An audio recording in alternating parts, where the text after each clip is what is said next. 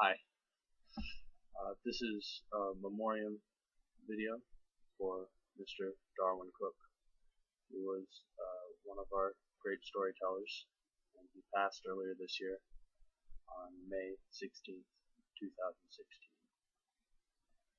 He was young, only 53, before his time. As I was leafing through one of his works, The New Frontier, comic book series he did for DC, I came across the Afterward, and I found it to be a beautiful piece of writing, so I'd like to share it with you now. It occurs to me, as I attempt to type this obligatory comment on such a large and fresh piece of work, that it is probably a little soon for any kind of objective analysis of the work itself. As a matter of course, I prefer to avoid explaining what a piece like this means. Depending on your in to the story, it could be seen as a love letter to a bygone era, or an allegorical reflection of contemporary concerns. Big shoot 'em up with a giant monster, or character-driven historical melodrama. The choice, as always, should belong with the reader. Whether New Frontier heralds a return to the heroic ideal, or is simply a reminder that it existed, remains to be seen. I'd like to abandon the rather cramped quarters of industry discussion or literary self-analysis and try to explain the spirit of this book through a quick story. Dave Thomas was the genial Buffalo television personality that portrayed WKBW's astronaut host of their weekly morning kid show, Rocket Ship 7. Set in an imaginary rocket ship, the lively 90-minute show featured skits, news, and tips for kids. The obligatory visits from magicians and zookeepers, and glorious uncut Warner Brothers cartoons. On Fridays, Rocket Ship 7 had a weekly feature called Draw Along with the Scope View.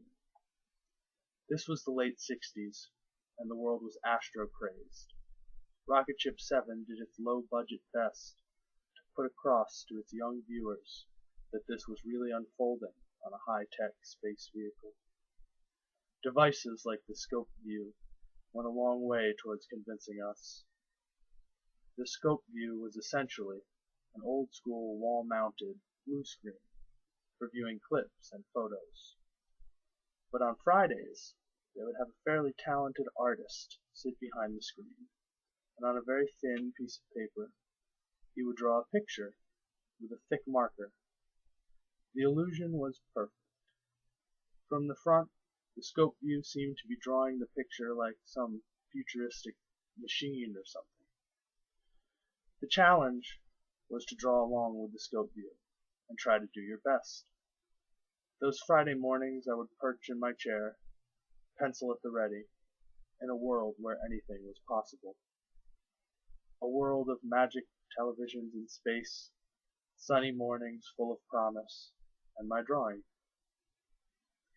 And before anyone gets up to leave, before speech 12,367 about how those were better days, relax. It wasn't the times, or the place, or the cultural comforts of the era. It was something you can find anywhere, at any time. It was the earnest faith of youth.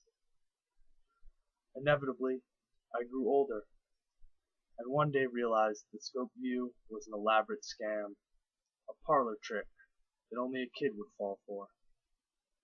It didn't cause me to write into the station and demand more realistic drawing lessons involving more serious themes.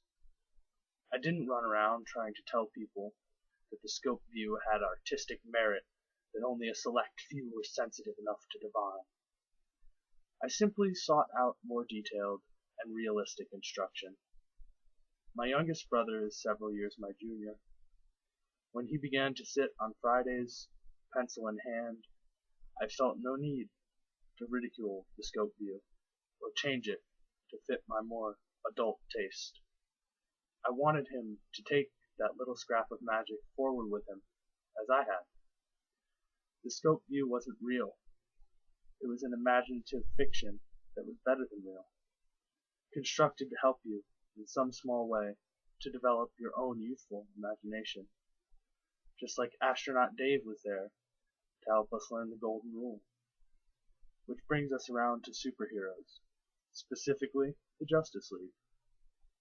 The world will always have dark corners, and black and white comes in thousands of shades of gray. But here are 7 people, good and true. Come what may, they have the power to enslave the world, but work tirelessly to keep it free. They don't succumb to envy, greed, or jealousy, and their sense of purpose is driven by an unshakable faith in mankind's basic good. They are, in the best sense of the word, childlike.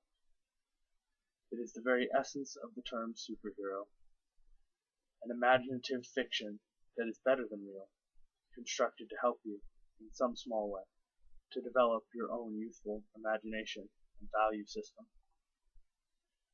I'm 42 now, and I suppose that I believe that the magic of this specific genre is based on the notion that 7 powerful people can work together to make the world a better place.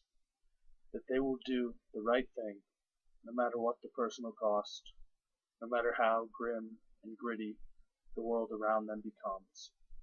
They are the heroic ideal. That is the spirit driving the characters in the new frontier. Like my beloved scope view, I suppose only a child could buy into such a ridiculous premise. But once it's in your heart, you can't help but take that little scrap of magic forward with you. Darwyn Cooks, Toronto, 2005. I think that's something we can all appreciate on some level. Have a great day. If you want to read something real fun, read something Darwyn Cooks made.